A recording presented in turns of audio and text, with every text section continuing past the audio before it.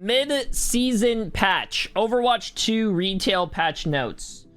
So we have the Overwatch 2 Cowboy Bebop collaboration. Celebrate the legendary crew of Bebop in Overwatch 2. Immerse yourself in the iconic saga of Cowboy Bebop with a new array of an array of new skins found exclusively in the Overwatch 2 shop. From now until March 25th, you could also tackle in-game challenges to answer the call of the bounty hunter and snatch up cosmetic rewards. New game mode, Hero Mastery Gauntlet. Ooh, I really want to try that, actually. I need to get Meg on. I think it's like 3 people. Me, Meg, and like Waleed, or me, Nick, and Waleed, or something. That would be really cool.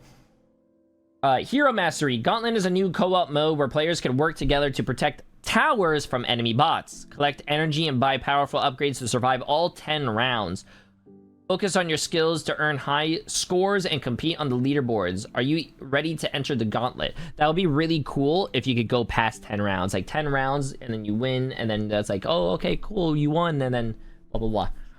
Gauntlet teams can have up to 3 players and must survive all 10 rounds to win. Each game randomizes the upgrades, bots, and targeted towers to keep things fresh. That's cool. So there's replayability, chat. The Gauntlet has 4 difficulties that vary all aspects of gameplay, including score. Work your way up to Legendary and dominate the leaderboards. Athena has upgraded the simulation with many new bots for this mode. Be on the lookout for dangerous elite training bots. Play with AI mode is available for teams to practice with 1 to 3 players. Scores and challenges are not recorded in this mode. Hero Mastery Gauntlet is launching with a limited time event that includes exclusive rewards and challenges. Can you defeat the towers and unlock them all? So, competitive play updates. This is the reason why we are here, chat, reading this, because we are very competitive players. Competitive placements and overview will now be displayed before the hero progression at the end of the competitive match. Okay. Competitive rank range has been added to the scoreboard so players can view the rank of a match at any time. Ooh, okay. Okay. Modifiers can now be viewed outside of the competitive overview with a rank info button on the competitive play menu. Ooh, more transparency. W. It's just the range. Meg, shut up. You have a 4% win rate, Lucio. Stop. Let me get happy for things I want to get happy about.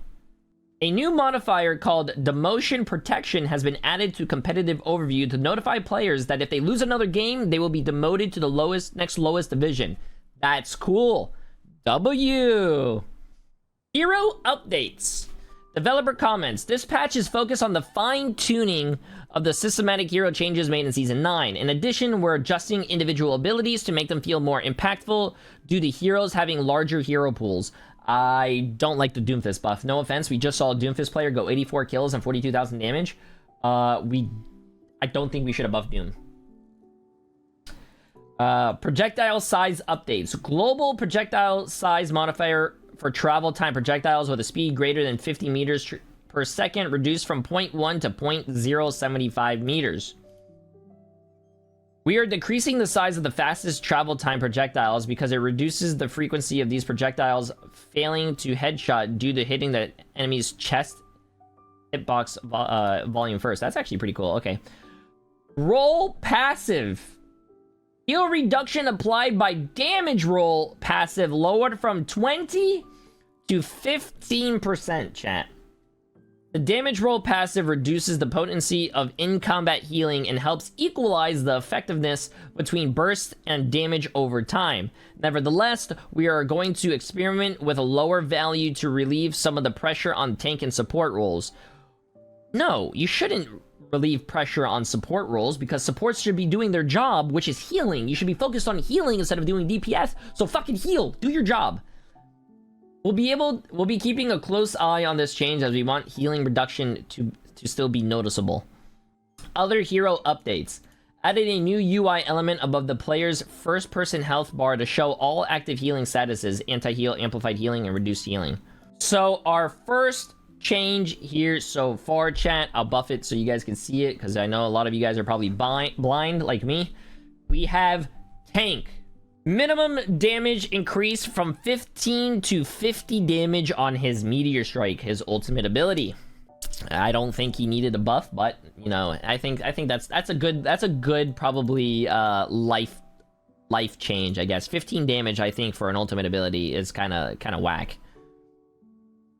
I think most of his ult comes from like he gets a lot of healing, and then when you land, you have that charge punched. I think that's where a lot of the damage comes from.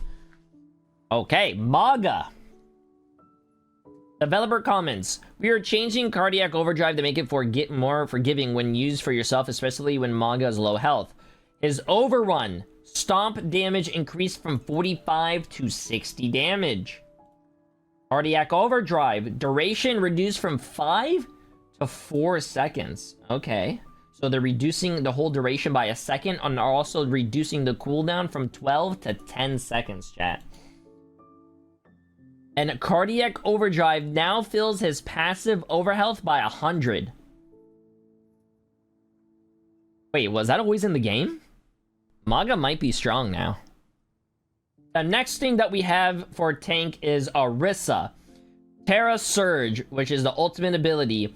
Charge rate for the first 2.5 seconds has been increased by 25%. I'm gonna be honest with you, I don't think Orisa needed a buff because she is really strong. Okay, for tank, we have Ramatra. Total damage increased from 45 to 70. His Ravenous Vortex. And cooldown decreased from 12 to 11 seconds. Wow, so they're actually buffing Ramatra. He does more damage with his Ravenous Vortex, and then also the cooldown is 1 second faster. And we also have 2 more buffs. Reinhardt.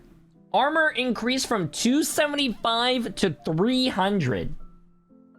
And Fire Strike damage has been increased from 100 to 120. Holy fuck, bro. That's insane. Roadhog. Developer comments: we're improving the consistency of the hook combo. Enemies are pulled closer to Roadhog and aren't launched as high when Pigpen activates, making the scrap gun follow-up shot more consistent. Oh, sorry. Sorry, the enemies are pulled closer to the Roadhog and aren't launched as high when the Pigpen activates. Sorry, I kind of read that wrong. Chain Hook. The enemy's final position from the Roadhog after being pulled has been decreased from 4 to 3 meters. And vertical knockback on activation has decreased by 43%, chat. So almost half. We're gonna by the way, we're just reading all this. I have a better understanding by not just reading it, by also going to play it. So after this, we're gonna go to the practice range and look at it all, chat. Okay, let's go to DPS now. So we have DPS, Hanzo. We are reverting the previous change to the base projectile size of Hanzo's arrows and replacing it with the general global reduction, which affects all travel time projectiles with a speed greater than 50 meters per second, resulting in Hanzo's arrow projectile staying the same total size as before this patch. Damn. Base projectile sizes increased from 0.075 to 0.1 meters. The total projectile size when combined with the general hero change is still 0.175 meters. I actually think Hanzo's weak right now. I think Hanzo should get a buff, chat. Hanzo, I don't feel like there's a lot of Hanzos being played, and when he is played, I feel like he sucks. I think Hanzo's fucking trash. Okay. Mei. Endothermic Blaster ammo increased from 120 to 140, and Cryo Freeze heal per second increased from 50 to 62.5. Damn. So Mei is getting a buff, chat. We might, you know what? With chat, hear me out. I don't know what the current meta is because this patch literally just happened. Speaking about the current meta, we have scrims in about 2 hours. If you guys want to check out our scrims with our Overwatch competitive series team. But with that, what I'm seeing right now, especially with this as well, Reaper, Death Blossom, damage per second increased from 170 to 185, and ultimate cost decreased by 12%. All I'm saying is that with Mei, Reaper, Maga, who else? Reinhardt and Ramatra being buffed, you might see a brawl meta. And Orisa. You might see a brawl meta, chat. And on top of this, we also have Sombra getting some changes. Virus deals critical impact damage when it hits hacked targets, and this change makes using it as a follow-up more compelling. The translocator now destroys breakable objects, preventing Sombra from teleporting a shorter distance than expected. I think that's a good quality of life change. That's a good change. Virus. Impact damage increased from 10 to 25 damage. So it does 25 damage on top of 100 damage total hack, right? So what, 125? Translocator destroys breakables while in flight. And EMP costs reduced by 8%. We might see a little bit of this, chat. We're gonna test it out. We're gonna test it out. Oh, and then we have some builders. So, the builders, chat. Symmetra. Photon Projector.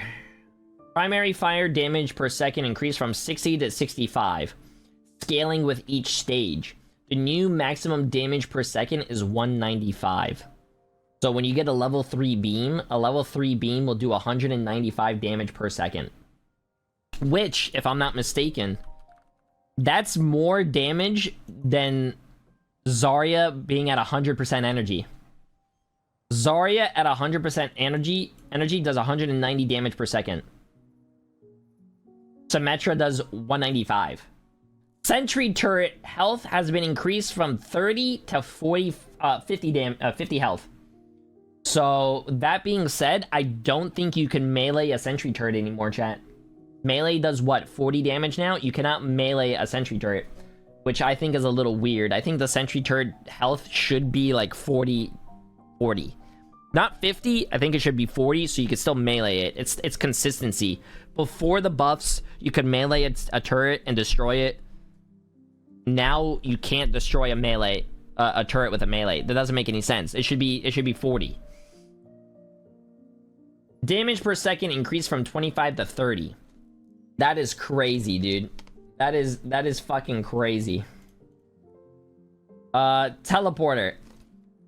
Health increased from 50 to 100. And shields increased from 150 to 200. That is insane. That is fucking insane, dude. Torbjorn. Turret damage increased from 11 to 13 damage. Yo, W!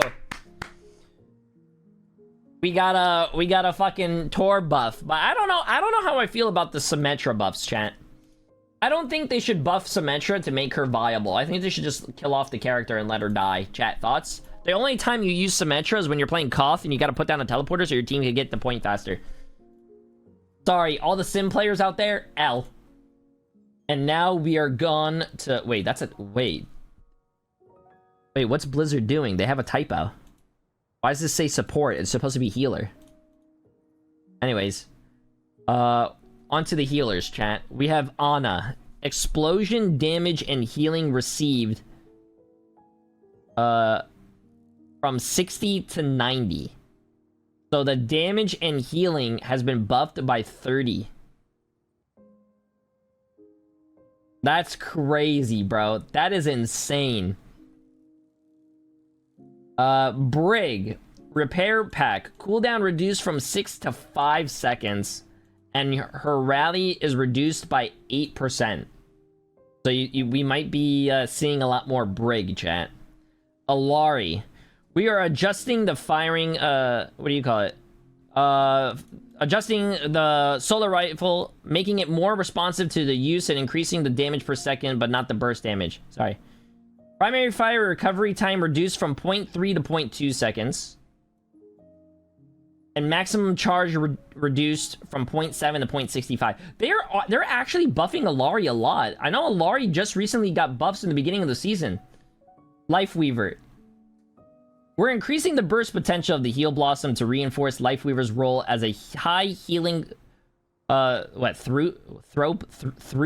Support? The heal per second is roughly the same as before, but individual Heal Blossoms can be charged further. Maximum heal amount increased from 70 to 80, And maximum charge increase from 1 to 1.15. Yeah, I'm gonna be honest with you. I think Lifeweaver kind of sucks as well, but they're buffing it. I think a lot of these are quality of life changes, to be honest with you. Okay, friends, YouTube thinks you might like this next video, so let me know if they're right.